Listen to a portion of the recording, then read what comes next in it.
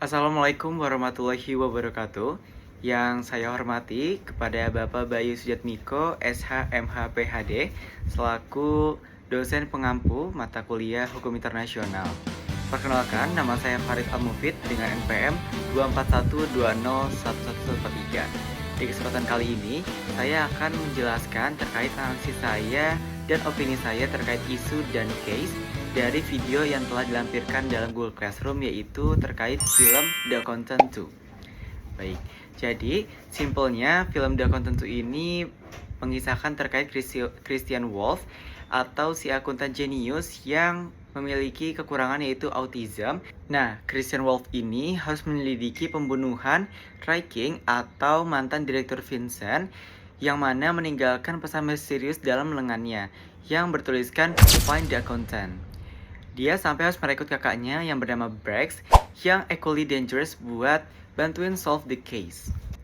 Lalu, plot yang menjadi relevan dengan hukum internasional yaitu ada yang pertama, FinCEN atau Financial Crimes Enforcement Network, yaitu ini lembaga anti money laundering yang ada di Amerika.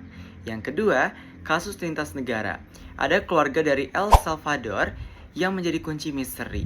Yang ketiga, jaringan kriminal internasional yang punya operasi di berbagai negara. Yang keempat, pembunuhan pejabat negara yang technically jadi kejahatan terhadap negara. Nah, yang bikin menarik, di film ini Christian Wolff bisa dengan mudah hunting down para pelaku lintas negara, akses database internasional, dan basically jadi one man justice system. Yang mana ini terdengar nggak begitu realistik di dalam dunia kenyataan. Bagian kedua, reality check atau apa yang sebenarnya terjadi. Jadi ada salah satu contoh kasus serupa di Indonesia, yaitu coba deh lihat data OJK. Kerugian akibat penipuan keuangan di Indonesia aja mencapai 4,8 triliun dan itu hanya yang dilaporkan saja. PPATK juga mengungkap kalau transaksi judi online lewat e-wallet aja udah nyampe 1,2 triliun dengan 12,6 juta transaksi per semester pertama di tahun 2025. Bayangin, uang sebanyak itu bisa dicuci lewat berbagai cara. Bagian ketiga, masalah-masalah sekarang. Yang pertama, kejahatan online yang susah ditangkap. Jadi, sekarang kan udah zaman digital. Nah, scammer bisa telepon kita dari mana aja. Terus uangnya bisa dipindah dari negara ke negara lain dalam hitungan detik. Hukum kita tuh masih ketinggalan sama teknologi. Yang kedua, sanksi ekonomi itu efektif atau enggak sebenarnya. Jadi, kita pasti selalu pernah dengar terkait negara A yang disanksi sama negara B. Jadi pertanyaannya, ini benar efektif atau enggak sih di dalam kehidupan nyata gitu. Nah, kadang yang bikin frustasi juga adalah ketika kita tahu nih sebenarnya siapa yang salah, tapi karena dia ada di negara lain dan negara itu nggak mau ngebantuin, ya udah kasus itu tuh ditutup aja gitu. Ditanya, di kehidupan nyata itu kita bukan tentang nunggu siapa superhero yang akan datang untuk menyelesaikan semua masalah yang ada di dunia ini.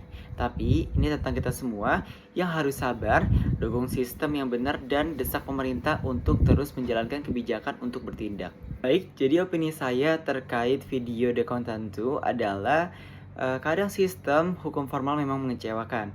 Namun tidak berarti kita jadi kayak di film-film ya. Itu malah bisa jadi chaos gitu. Jadi yang perlu kita pelajari atau kita lakukan, yang pertama adalah dukung transparansi. Yang kedua adalah aware terkait isu-isu internasional. Dan yang ketiga, support lembaga-lembaga yang memperjuangkan keadilan. Jadi kesimpulannya, hukum internasional itu memang kompleks banget dan gak sesimpel yang ada di film-film. Tapi bukan juga berarti kita menyerah begitu saja. Nah, keadilan tidak selalu instan seperti di film-film. Dengan kerjasama yang erat dan ketekunan, kita bisa mendapatkan keadilan tersebut. Baik, demikian video yang dapat saya sampaikan terkait film The Accountant 2. Saya Farid Al-Mufid dengan NPM 24120111143 mengucapkan terima kasih. Wassalamualaikum warahmatullahi wabarakatuh.